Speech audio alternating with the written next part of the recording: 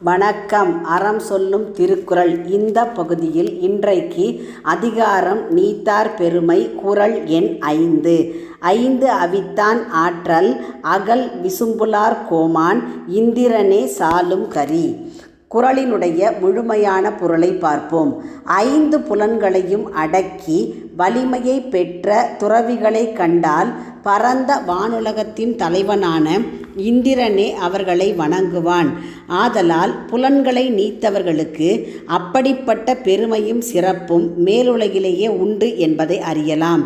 அதனால்தான் அவர்களுக்கு இவ்வுலகில் கடந்த காலங்களிலும் இக்காலங்களிலும் அரசர்களும் மதிக்கும் இடத்தில் வைத்து அவர்களிடம் ஆலோசித்தனர்.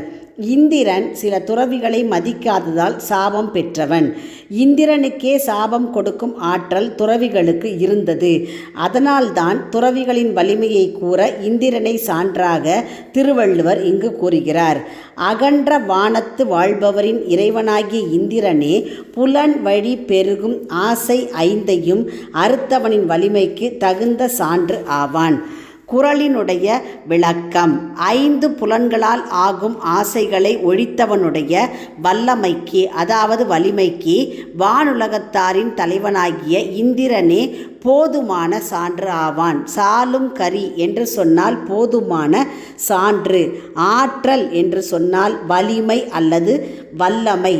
5 புலன்கள் முன்னாள் குறளில் பார்த்தது போலவே 5 புலன்கள் மெய், வாய், கண், மூக்கு, செவி என்பன.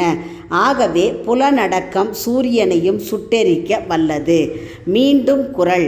5 அவித்தான் ஆற்றல் அகல் விசும்புலார் கோமான் இந்திரனே சாலும் கரி. உங்கள் இல்ல குழந்தைகளின் மனதிலே தினம் ஒரு திருக்குறள் பதிய எங்கள் சேனலை சப்ஸ்கிரைப் பண்ணுங்கள்.